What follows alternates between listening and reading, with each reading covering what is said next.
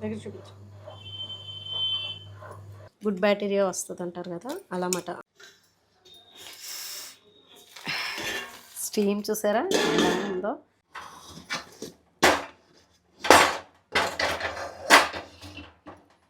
చూడండి కరెక్ట్గా కాలిందన్నమాట.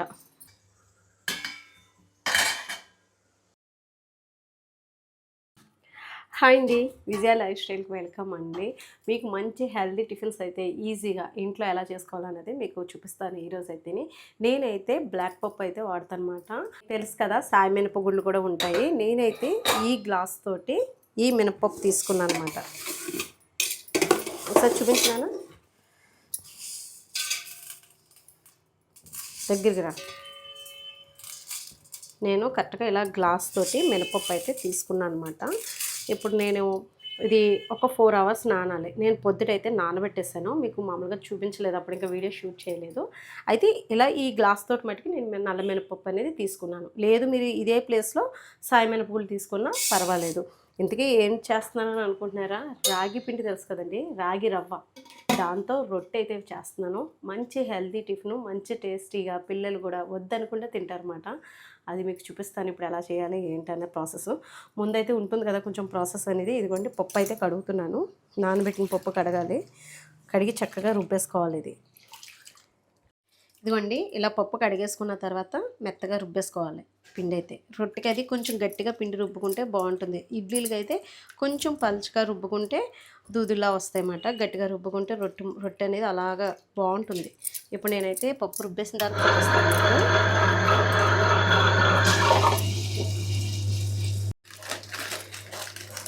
ఇప్పుడు నేను రాగుల్ని మిక్సీ పడుతున్నాను అనమాట, చెక్క మొక్క కింద.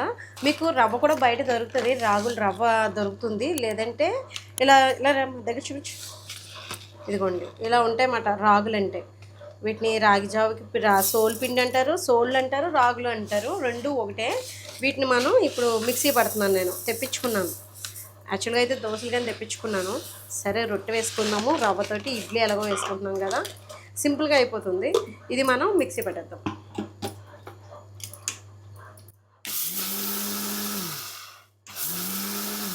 ఇక్కడ మీకు ఎందుకు ఇది చూపిస్తున్నానంటే, రవ్వ ఎంతసేపు నలిగితే రవ్వ కింద వస్తుందో ఇది కూడా చూపిస్తాను.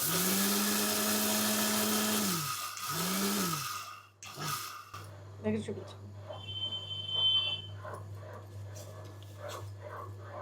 ఇదిగోండి ముక్క కింద అయింది కదా, ఇంకొంచెం ఉంది, దీన్ని కూడా మిక్సీ పెట్టేద్దాం. ఇలా ఉంటే సరిపోతుంది. ఇదిగోండి ఇలాగా కొంచెం ఇంకొక దెబ్బ పెడితే సరిపోతుంది, పిండి ఎక్కువ రాదు.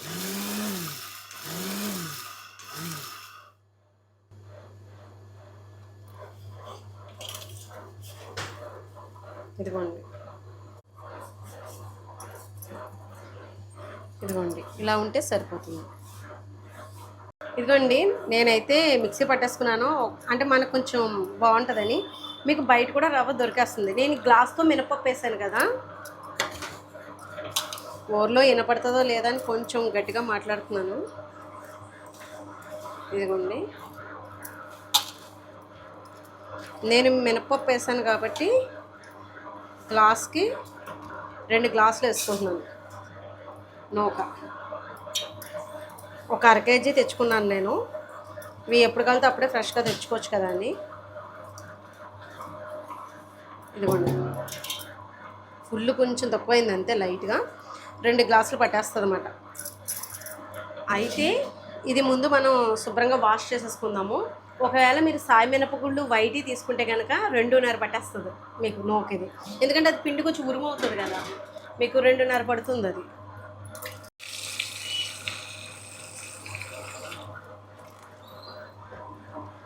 మనం వెంటనే కడిగేయకుండా పక్కన ఇలాగా కొంచెం కడిగేసుకుని పక్కకు పెడితే కొంచెం పిండి లాంటిది అది కిందకి దిగిపోయి నీళ్ళు అనేది, పలచని నీళ్ళు అనేవి బయటకు వచ్చేస్తాయి. అదే తేరిపోతుంది అన్నమాట. ఆ తేరింది వంపుకుంటే సరిపోతుంది. ఒకసారి ఇలా బాగా కడిగేసుకుందాం. మంచిగా ఉన్నాయిలేండి, విక్టరీలో తీసుకున్నాను నేను. ఇది పక్కన పెడదాం. కడిగేసి నానాలన్నమాట మనకి నూక. ఇంకా మినపిండి అయితే రుబ్బుతున్నాను కదా, అది నలగాలి. మీకు అర్థమైంది కదా, నల్లపప్పు 1 గ్లాస్ తీసుకుంటే 2 గ్లాసులు రాగి రవ్వ వేసుకోండి. అదే సాయి మినపగుళ్ళు తీసుకుంటే 2.5 పట్టేస్తుంది. అంటే ఈ గ్లాస్తో 2 వేసుకుని ఇంకొక 1/2 గ్లాస్ వేసుకోండి. అయిపోయిందండి. పిండి అయితే రుబ్బేసాను, తీసేసాను కూడా.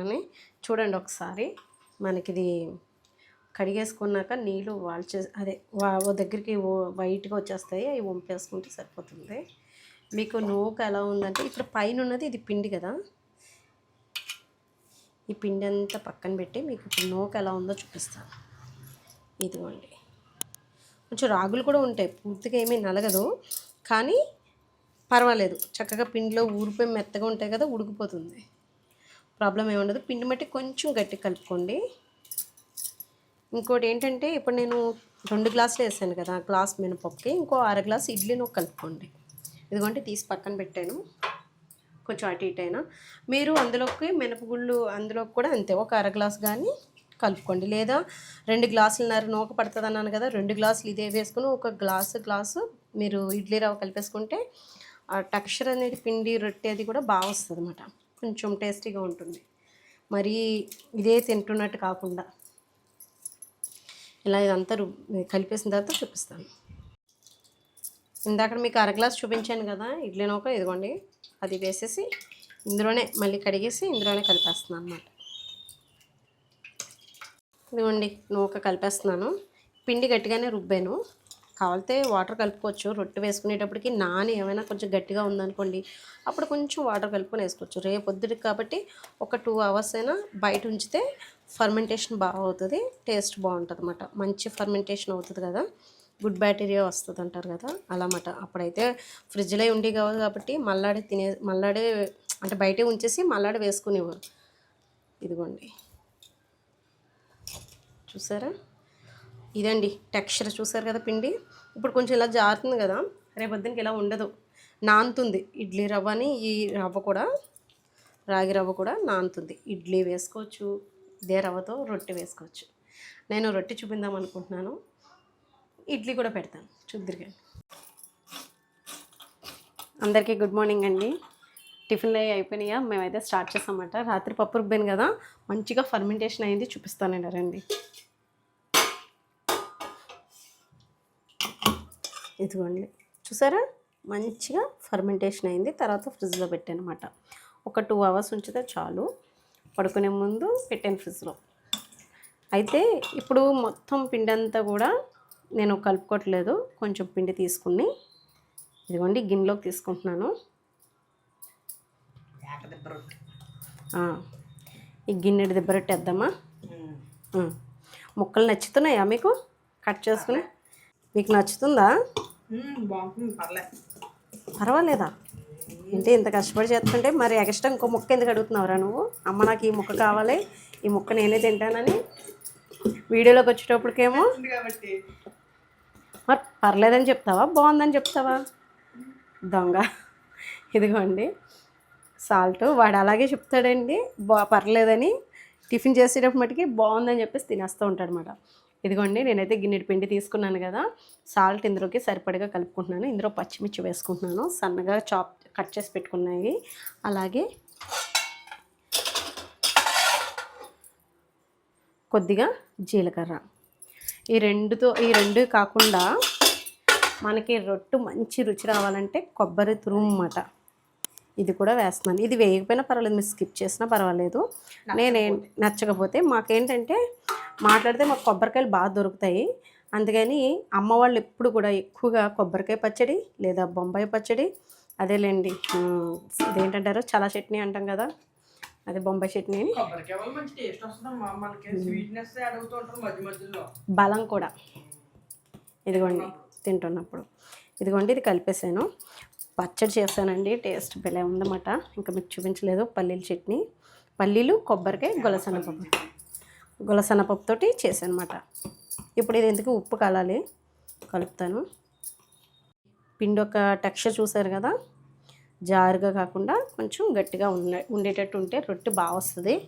ఇంకా మనం గ్యాస్ వెలిగించేసుకుందాం. పెద్ద మూకుడు తీసాను. ఇలా ట్రై చేయండి, పిల్లలకు కూడా బాగా నచ్చుతుంది. కొలతలు అన్నీ కరెక్ట్గానే చెప్పాను. మీకు అటు ఇటు కొంచెం ఇడ్లీ రవ్వ ఎక్స్ట్రా వేసుకున్నా పర్వాలేదు, బాగా వస్తుంది. మధ్యలో ఉడకాలి కదా, మరి దెబ్బ రొట్టె అంటే చుట్టూరు ఉడుకుతుంది, మధ్యలోకి కొంచెం హెవీగా ఉంటుంది కదా, లోతు ఉంటుంది కదా, మధ్యలోని పిండి ఎక్కువ పడుతుంది. అలా పట్టినప్పుడు గ్లాస్ తోటి మధ్యలో నీళ్ళు పెడితే మధ్యలోదంతా చక్కగా ఉడుకుతుంది అన్నమాట. ఇదిగో వేసాను.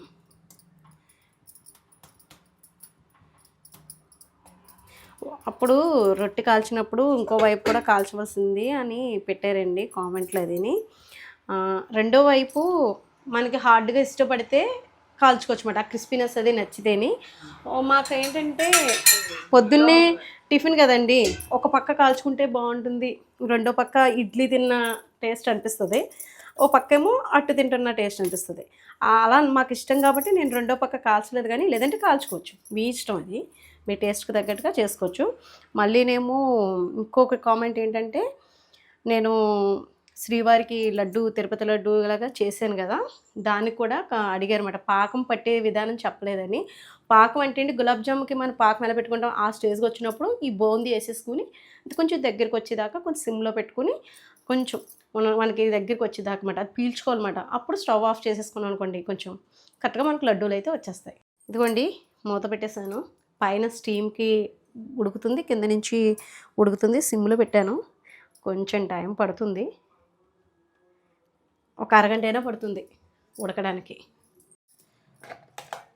ఇదిగోండి కొబ్బరి పచ్చడి, రొట్టె కూడా ఆల్మోస్ట్ కాలిపోయినట్టే. స్టీమ్ చూసారా ఎలా ఉందో, లోపల నీళ్ళు కూడా మరిగిపోతున్నాయి ఈ మధ్యలో పెట్టడం వల్ల. ఇదిగోండి మంచిగా అయిపోయింది అన్నమాట.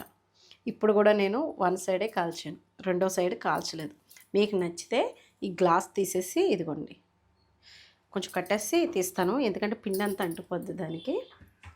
అయిపోయింది, కొంచెం ఒక 10 నిమిషాలు రెస్ట్ ఇచ్చేసి ఇదిగోండి ఇలా ముట్టుకుంటుంటే మనకు టచ్ అవ్వట్లేదు కదా, ఇదంతా ఉడికిపోయింది అన్నమాట. ఇదిగోండి తీసేస్తున్నాను, చాలా వేడిగా ఉంది ఇది. వేడి నీళ్ళు, కొబ్బరి వేసాను కదండి, మంచి అరోమా వస్తుంది, కొబ్బరి ఉడికి ఆ ఫ్లేవర్ దిగుతుంది అన్నమాట. ఈరోజు సంకటహర చతుర్దశి అన్నమాట. హారిక ఏమో గోరింటాకు పెట్టుకొని మొత్తం ఇల్లంతా కచ్చడే చేసేసింది, అందుకని బయట కూర్చోమని అనమాట. గోరింటాకు పెట్టుకుంటే అంతే, ఇంకా కాలుకి అది పెట్టింది, చూపిస్తాను. బయటే కూర్చుంది, ఒకసారి అట్టు తిరిగేద్దాం.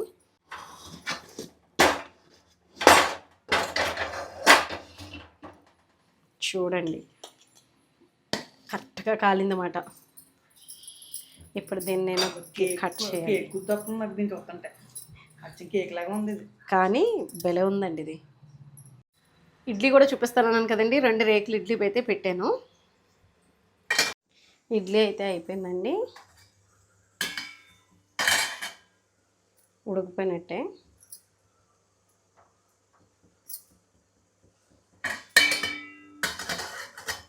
ఆఫ్ చేసేస్తాను. హారిక అయితే బయట కూర్చోబెట్టాను, గోరింటాకు పెట్టుకుందన్నమాట, చూపిస్తాను మీకు. దిబ్బరట్టు అయితే కాలిపోయింది, చల్లారిన తర్వాత కట్ చేస్తాను, ముక్కలైతే చూపిస్తాను. ఏం చేస్తున్నావే నువ్వు, ఏది కాల్ నువ్వే పెట్టేసుకున్నావా? ఈరోజు నన్ను పెట్టమంది కానండి, పెట్టలేదు, చెయ్యేది. కట్ చేస్తున్నానండి.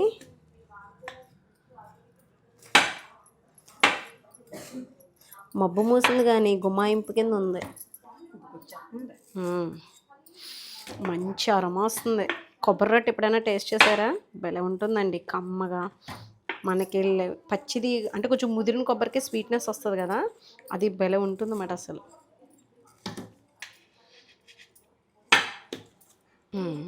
చిన్నప్పుడు మా అమ్మ వాళ్ళది ఎక్కువగా దిబ్బరొట్టె మీద అది వేసేవారు. పొయ్యే తక్కువే, పొయ్యి ఎప్పుడో కానీ, ఎక్కువ కట్టెల పొయ్యిలు వాడేవారు కానీ తక్కువ వేయడం అనేది. కానీ కట్టెల పొయ్యి మీద టిఫిన్ అమ్మేవారు మా కంబాజిపేటలో, అది టిఫిన్లు అమ్మేవారు అన్నమాట. చూసారా స్టఫింగ్ అంటున్నాను నేను, అట్టు. ఇదిగోండి టెక్స్చర్ చూడండి, ఉడికిపోయింది. పచ్చిమిర్చి కనబడుతుంది కదా చిన్నగా, అది నోటికి తగులుతూ ఉంటే స్పైసీగా కమ్మగా భలే ఉంటుంది కదా. ఇదిగోండి ఇలా మనం కేక్ ముక్కల్లాగా కట్ చేసి పెట్టుకోవడమే. ఇదిగోండి ముక్కలు. చిన్నప్పుడైతే పచ్చళ్ళు చట్నీలు అన్నీ చేసినా ఒక ఆవకాయ కొంచెం మాగాయ పచ్చడి వేసుకొని నంజుకుని తింటే అండి చాలా బాగుంటుంది. నాకు భలే టేస్ట్ అనిపించింది. ఇప్పుడు చిన్న క్రిస్పీ ముక్క పడితే బాగా నచ్చిందన్నమాట. హారిక అది ఆ సువాసనకి అమ్మ త్వరగా పెట్టేసే టిఫిన్ లేట్ అవుతుందని అంది. ఇంకా గబగబా హడావిడిగా పెడుతున్నాను టిఫిన్ అయితేని. ఏదైనా ఇలా చిన్నప్పుడైతే అమ్మ వాళ్ళు కొంచెం ఆవకాయ పచ్చడో మాగాయ పచ్చడో లేదంటే కొబ్బరి పచ్చడి ఈ కాంబినేషన్స్ తోటి మాకు చక్కగా పెట్టేసేవారండి. హెల్దీ టిఫిన్ ఇది. రాగి దిబ్బరొట్టు కదా, రాగి కొబ్బరి దిబ్బరొట్టు చాలా బాగుంటుంది. హారికకి బయట కూర్చుంది, హారికకి కూడా ఇచ్చేస్తాను. ఇదిగోండి. ఇంత హెవీ టిఫిన్ తీసుకుంటున్నప్పుడు ఇంకా లంచ్ స్కిప్ చేసేస్తూ ఉంటాం అన్నమాట. అనుకోవచ్చు ఉదయమే ఇంత టిఫిన్ హెవీగా తీసుకోకూడదు అంటారు. ఇదివరకు ఇలాగే తినేవారండి. అలాగే పని కూడా అలాగే ఉండేది. ఇప్పుడు పని తగ్గింది, మన తిండి తగ్గింది. మనం కూడా ఏదైనా కొంచెం పని చేసేటప్పటికి అలసిపోతున్నట్టు అయిపోతున్నాం కదా. ఇదిగోండి టిఫిన్ అయితే అందరం ఇంకా తినేస్తాము. ఇదండి ఈరోజు అయితే వీడియో. మీకు నచ్చుతుంది, తప్పకుండా ట్రై చేసి ఫీడ్బ్యాక్ ఇవ్వండి. లైక్ కూడా చేయండి, మర్చిపోద్దు. ప్లీజ్ లైక్ చేసి సపోర్ట్ చేయండి. ఇంకా మంచి మంచి వీడియోస్తో మీ ముందుకు వస్తూ ఉంటాను. బాయ్ అండి.